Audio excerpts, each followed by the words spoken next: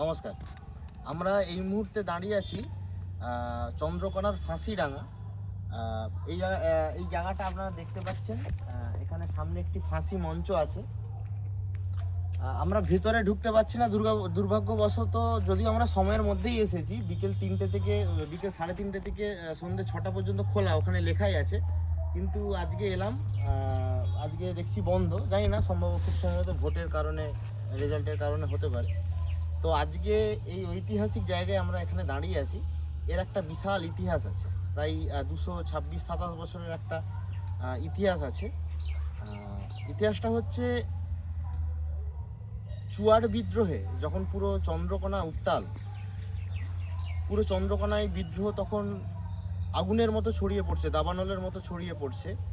এখানকারই স্থানীয় দুই যুবকের নেতৃত্বে, যাদের নাম ছিল যুগল এবং কিশোর, সেই মুহূর্তে, এবং এর নেতৃত্বে আরেকজন ছিলেন মেদিনীপুরের রানী শিরোমণি। এরকম চলতে চলতে ব্রিটিশ ইস্ট ইন্ডিয়া কোম্পানি দুজন আধিকারিককে পাঠায়, যাদের নাম ছিল চার্লস রিচার্ড এবং আরেকজনের নাম হচ্ছে মিস্টার হেনরি। তো তারা এখানে এসে দায়িত্ব গ্রহণ করার পর খুব কঠোরভাবে দমন প্রক্রিয়া চালানো হয়। আপনারা এই এখন যে জায়গাটা দেখতে পাচ্ছেন, এই জায়গাটা কিন্তু তখন এই রকম ছিল না। তখন এখানে ফাঁকা মাঠ ছিল এবং প্রচুর বট গাছ এবং আশেপাশে আরও গাছগাছরা সমস্ত কিছু ছিল।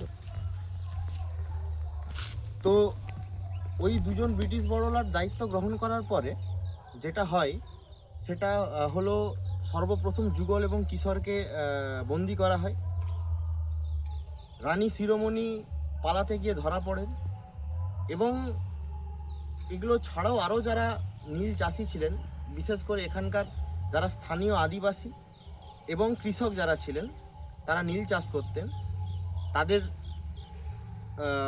বিভিন্ন ক্ষোভ ব্রিটিশদের প্রতি, তাদের রাগ, পরাধীনতার যে আগুন জ্বলছিল এই এলাকা চত্বরে, মারাত্মক রকমের দমন পীড়নের মধ্য দিয়ে এই চুয়াড় বিদ্রোহ আটকানোর চেষ্টা করা হয়।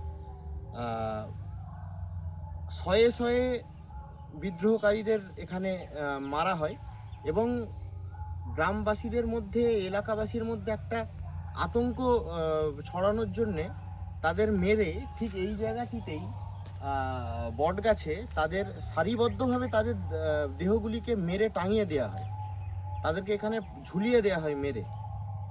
যার পর থেকে, এবং সালটা ছিল 1798 এবং 99, এটা আমাদের মাথায় রাখতে হবে। আজ থেকে 227-28 বছর আগে, 1798 এবং 99, সারিবদ্ধভাবে বট গাছে একের পর এক আন্দোলনকারীদের, এখানে বিপ্লবীদের এখানে মেরে টাঙিয়ে দেওয়া হয় গ্রামবাসীর মধ্যে, এলাকাবাসীর মধ্যে আতঙ্ক ছড়ানোর জন্য। যাদের নেতৃত্বে ছিলেন যুগল কিশোর, তাদেরকে বন্দি করে মারাত্মক রকমের অত্যাচার করে তাদের মেরে ফেলা হয়, তাদেরকেও এই বট গাছে টাঙিয়ে রাখা হয়। এবং ঐতিহাসিকভাবেই তারপর থেকেই এই জায়গাটির নাম দেওয়া হয় ফাঁসিডাঙ্গা। আজকে যেই ফাঁসি মঞ্চটি আপনারা দেখতে পাচ্ছেন, এটার সাথে সেই ঘটনার কোনো সম্পর্ক নেই।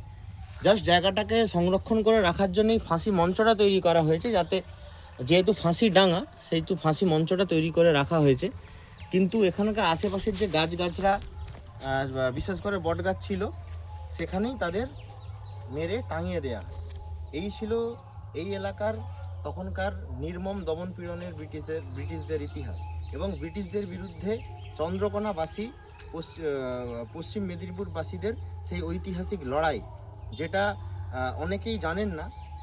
আমি আমার ভিডিওর মধ্যে দিয়ে জানানোর চেষ্টা করি আমাদের এই পশ্চিম মেদিনীপুরের ইতিহাস, আমাদের স্থানীয় এলাকার ইতিহাস। তো এই ছিল আজকের কথা, আজকের ভিডিও। নমস্কার।